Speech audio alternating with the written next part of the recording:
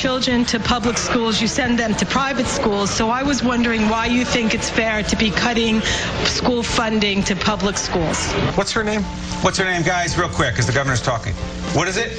Gail. Talk to Gail. Hey, Gail, you know what? First off, it's none of your business. I don't ask you where you send your kids to school. Don't bother me about where I send mine.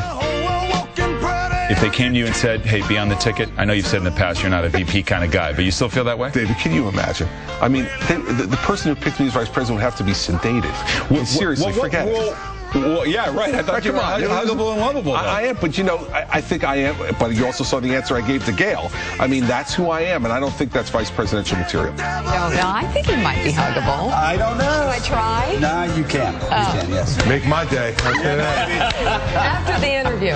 All right, so joining us now, the Republican governor of New Jersey, Governor Chris Christie. Good to have you back on the show. Happy to be back. You were sedated on Meet the Press. You think? Yeah. Would you take an Ativan before that? No, did not. No that was Ativan, not like Chris no Christie Xanax. with Gail. Well, but David Gregory didn't treat me like Gail did. Listen, I am all about the reaction. You know, you treat me with respect, I'm going to be huggable and lovable back. That's a fair. You know, Why was that not a fair question for Gail It was a completely ridiculous question, Joe, and you know it. Please stop playing Mika this morning. Come on, stop. You know, no, there was a kid. No, she's none of her business. Public school. Really? No, listen, it's none of her business. Why not? Well, just because I'm the governor doesn't mean that you or Joe or anybody else gets to come into my home and scrutinize the decisions that my wife and I make about our children. And that's what she was doing. Really? But you're in charge of the public schools of New Jersey. Proud of it. Are they not good enough for your kids? Oh, listen, no. You know what they don't do? They don't teach. And my wife and I want to make sure that our children every day are getting part of the values that we're trying to teach them at home reinforced at school. We made that decision. And I pay my $38,000 in property taxes, most of which go to the school system. That's my obligation as a citizen, and I don't complain about it. We should support free public schools and great ones. But I made the choice, my wife made the choice to pay for our kids to go to a parochial school. And the thrust of her question was, your decision to send your children to parochial school undercuts your credibility to discuss education in New Jersey. It's none of her business why that decision was made, and it doesn't undercut my ability to do it at all. In fact, I'm a product of the public schools in New Jersey, so I probably know as much about it as she does. And maybe not a little more. I'm sure that the public school teachers are very proud of that fact, Governor Chris Christie. There's a lot of them who are, Joe. There's a lot of them who are. So let me ask you before we get to the budget deal. Right now, your approval rating's 44%, according to Quinnipiac poll. That's your lowest of 2011. What's going on? You know, you earn political capital in order to spend it to do big things. And listen, what we're doing, what we did, and what I'm going to do tomorrow when I sign the biggest pension and benefit reform any state's done, any state in America has done, is it angered some people. And so you're going to spend political capital to get that done. Political capital shouldn't be hoarded to be hung up on the wall and go, wow, look how pretty that is. You earn it to spend it to get the big, tough things done. And I think that's what it's a reflection of. And when people, you know, see the results of what we're doing here, I suspect that they're going to be happy about it. We were with Dan Malloy last week, end of last week. What are you laughing? What's so funny? You two go after each other, don't you? I don't know. Listen, all I know is Dan Malloy was lecturing me. No. Well, hold on. All I know is that Dan Malloy was lecturing me about look how he can get it done. He's conciliatory, he negotiates with people, and he got these big concessions in return for big tax increases. So now what do the people of Connecticut have? Big tax increases, no concessions, because the unions stuck it to them. You know, the fact of the matter is, what these folks in the public sector unions respect is strength. Strength, not weakness. He got some concessions. They voted them all down, Harold. They voted them all down. He went around and trumpeted this $1.6 billion in concessions he got, and they voted it down. So now the people of Connecticut have the tax increases, but other labor concessions. And now what he's going to have to do is lay off up to 7,500 people. A lot of pink slips. That's going to make him even more popular in Connecticut. We'll get the governor on to talk about that. I want to talk, though. Let me ask you, how did you, though? Because there's such a contrast between what happened in Wisconsin, where Scott Walker, a lot of fighting, scratching, and clawing. It did really ugly. That's going to hang over him for the rest of his term. John Kasich in Ohio, battle. We've always heard that you were the in-your-face guy, and yet, how did you get? And I don't know the answer. This is not a set-up leading question. How did you get Democrats to come on board for this bipartisan bill? Well, first, because people in the media often confuse bluntness with inflexibility. They're not mutually exclusive. You know, I'm blunt and I'm direct, and what we did was we went out, we put our plan out in September. I came here and talked to you about it, and I did 30 town hall meetings around New Jersey selling that plan, explaining in plain English to people why a $54 billion pension debt and a $67 billion public health insurance debt was unsustainable and we had to change it. And I think I sold the public in New Jersey on it, and ultimately got a group of very courageous, moderate Democrats who said, you know what, we're going to break with our party orthodoxy and we're going to join with the governor to do the right thing. So the Senate President, Steve Sweeney, a Democrat, the Assembly Speaker, Sheila Oliver, a Democrat, they posted those bills and voted for them when there wasn't a majority in their caucus. In fact, only a third of their caucuses supported the bills, and all the Republicans did. The way we did it, Joe, is I got in the room with them over the last couple of months and we hammered it out. I conceded things that in the beginning I thought I never would, and they did the same thing.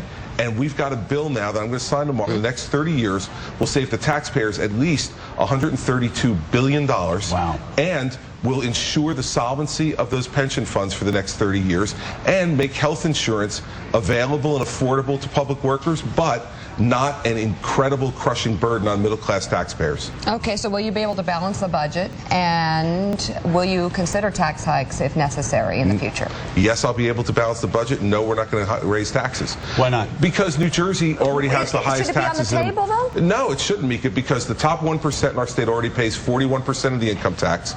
We have the highest taxes in America of any state. We've already paid our fair share. What we need to do now is prove to the public that we can manage the government under the money we have. Higher taxes in New York and Connecticut? Get ready for this. And California? Yes. Well, not California. California has a higher income tax, but overall taxes, when you add in our property tax burden, we have the highest taxes. But what I'll say, get ready. Andrew Cuomo on July 1st, this Friday, is lowering income tax rates to 6.85%. The Democrats in my state want to raise ours. Is he really? Yes. Yeah, and the want to raise ours to property tax 10.75. Wow. And we have a property tax cap. Governor Cuomo, came along on that as well. So I can't live competitively, Joe, with a 4% tax differential between New Jersey and New York. We will get crushed in the private sector market, and I'm not going to allow it to happen. Harold, we need to grow jobs. Harold, we grew up in the South, so this is not as prevalent in the South because you don't have crushing tax burdens in the South. State taxes. State taxes. But in the Northeast, you have people you talk to at lunch, they go, do I move to New Jersey? Do I move to Connecticut? Do I stay in New York? Because the taxes are so oppressive in those states. And to the governor's point, Meacham's from the South too, but to the governor's point, you have all this competition amongst these states to attract new jobs, new industry, and with the pressure on the economy. I tell you that on state economies, Andrew Cuomo and Chris Christie are doing a lot of things alike in terms of how they're approaching government spending and the size of government. And it's interesting because you'll both be judged on your results. And, I probably won't vote for Chris Christie if he runs for president, but I got to tell you, his bluntness and candor, I will tell you this. He's lovable. His bluntness and candor, I think you're right. I think a lot of people do confuse that with inflexibility. And the fact that he was able to get in the room, your question of comparing Kasich and Walker to Christie is the most important one, I think, for you, Governor, because you've been able to bring people into the room. You're going to have outside noise, but it seems as if you've been able to get the participants, those who actually are decision makers, to come to the table. And the way you answered David yesterday on Meet the Press on that question, and two, I thought your other best answers, I told you, when you were asked about Afghanistan, you were honest. You said, hey, that's something the president knows a lot more of, and I'm going to leave that. What do you think, I applaud you for that Governor answer. Christie, of Andrew Cuomo? He's had 4 major victories in the past 6 months. Ethics reform, the property tax cap, gay marriage, balance I guess he closed the 16, whatever How's he doing? Big budget cap. He's doing pretty well. He's doing great. How do you think he handled you may not agree with the gay marriage issue, but how was his leadership on that? He got that done. Listen, this is the point I was trying to make yesterday to David Gregory, and I think Andrew Cuomo on the Democratic side is a perfect example of this. He gets in the room, he gets his hands dirty, and he gets it done. He's not sitting back waiting to say, oh, let's see how everybody comes on this, and let's see if I can find a little room for me to kind of wriggle in here.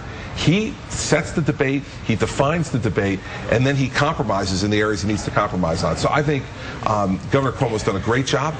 You're right, he and I don't agree on the gay marriage issue, but that's okay. What I'm looking for is somebody who's a leader, and he believes in it. Good. If you can convince the folks in your state, your legislature to do it. Republicans to like Barack Obama. Well, listen, a leader? I think the president is a leader. But but Joe, what I do think is that he's failing on this debt and deficit crisis. He's failing. Now, it doesn't mean he can't turn it around, and hopefully he's getting in the room now finally, which is good. Get Joe Biden out of the room, put him in. No offense to the vice president, but I didn't send my lieutenant governor in to make the deal on pension and benefits. They want to hear from the man or woman in charge. And the president's the person in charge. He's the one who can force consensus, and he's the only one who can credibly make concessions that the Republicans will believe they can count on. And that's important, because when I say, all right, I'll get Republican votes to do this, my Democratic colleagues look at me and go, okay, he'll do it. Otherwise, it starts to get a little squishy, and everybody doesn't want to take a risk. Look, the other thing, I want to be clear on taxes. Let's not make it sound, I think at this moment, tax increases are probably not the smartest thing, but we've had great periods of expansion in this country where you've had fair tax rates, or people would consider higher tax rates on the wealthiest, and the country's been able to grow. I think we're at a point now where it's hard to do, so I don't want to be overly critical. I mean, you look at the South, we've been able to track car jobs and manufacturing jobs because of the low tax rate, but we also have challenges in our education system and other things, so there's something to be said when the moment is right to do it. I think you're doing it. And Harold, what I'm saying is that we've already done that in New Jersey over the last decade. And so we've done it, and there's no reason to double down on it. Because for New Jersey right now, Pennsylvania is at 3% income tax rate. New York is going to be at 6.85 top rate. If we go to 10.75, they're going to be rushing out of our borders to Pennsylvania and New York, and I'm simply not going to do that when I'm trying to put people back to work and I got unemployment over 9%. John Meacham. You said a minute ago, Governor, that you want the guy in the room who can forge consensus, the guy in charge. What if the president isn't good at that? What if Biden is the better negotiator? Now, he better get good at it. I mean, that's really it. I mean, you can't be president of the United States and say, yeah, well, but I'm not good at bringing people into a room and forcing compromise. Then what are you doing there? I mean, he's not prime minister. He's president. And you think he's he's different. But is he being prime minister? Do you think? Well, I think if you're not willing to get in the room, if you say, oh, I'm not good at that, let my ministers handle this for me, and then I'll come in to bless the deal. That's not what a president is. Parliamentary system of government, perfectly fine system of government, but not ours. But do you think that's what we're in right now with Obama? Well, what I'm concerned about is if he doesn't step up to the plate, that we're not going to do anything and we'll drift. The president is the person who can stop the drift. This one or anyone who's in that office, if they care to do it. What should Republicans in Washington be willing to concede on? Yeah, what's the compromise? And maybe it should be taxed. Listen, I'm not in the room, so I don't know what they should be willing to compromise. But here's what I will say. What should the president compromise? Here's what I will say. I think the president and the Republicans have to say, what are we going to do that makes us uncomfortable? Everybody's got to do something that makes them uncomfortable, because that's when you get real compromise. When I used to, settle cases as a lawyer, I knew that I probably got to a good place when I wasn't particularly happy when I walked out, and the other side wasn't. So if they agree to something, would you be willing, as a national leader, in the Republican Party, to say the Tea Party don't challenge Republicans in the House and Senate if they voted for the right thing? Listen, it depends on what they agree to. Listen, I'm going to assess the deal, and I'm going to have my own thought about it. But I think what everybody wants them to do now is to get in the room and start working. I believe, that these folks are well-intentioned people who know that there's a huge problem and there's a freight train coming down the track at us, and it's getting closer and closer. They gotta fix it. So I think they'll come to something that makes sense if the president and the Republicans sit in the room and say, listen, we got to fix this. What are we going to do? All right. Have the Republicans conceded on anything, though? Is there any reporting on that? Because I do think you can't work with... But Mika, I don't think they should concede anything until the guy who can concede on behalf of the Democratic Party gets in the room and makes some concessions himself. And he has not done it. But, Governor, what did you take off the table before you started negotiations? My memory is you took nothing off the table. You said, we're going to go in this room and we're going to negotiate. The Republicans have taken off the table. Harold, listen. I'm just saying, is that right? I'm not taking an opinion. I have an opinion, but I'm not expressing it. Do you think that's the right way to negotiate? When you get in the room, sometimes things that were off the table get on the table if somebody else makes you an offer that's attractive. But Eric Cantor walked out of the negotiation. Well, he walked out. Harold, come on, you know why he walked out. He walked out to get the president in the room. That's why he walked out. Hopefully he achieves that. And now Boehner's going to walk into the room, which is the way it should be all along. This was a dance. Now, the dancing is over. Now it's time to get it done. And so, to me, that's the difference. And I'll say one thing. On this health insurance thing that we did, I said all along I would not sunset the bill after 4 years.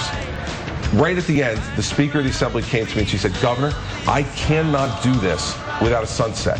I went home, I slept on it, I came back and I said, this is too important for me to put my heels in the ground. I gave in on the sunset. That's what happens. Let me ask you a question. Yes. Is he? Yes. Is he? What do you think? Let me look. What do you think? Yes, I think he is. Try it out. All right. Come on. He's go, Mika. huggable. Come on. Let's see. Oh, my. Well, yes, he is. Yes. Okay. Eat your heart out, America. It's great being the governor of New Jersey, baby. Thank you, Governor. Another segment. Come on. I take it we're going to see you tomorrow night in Princeton. I'm going to welcome you both to New Jersey. Absolutely. We will Thank see you you very tomorrow much. night.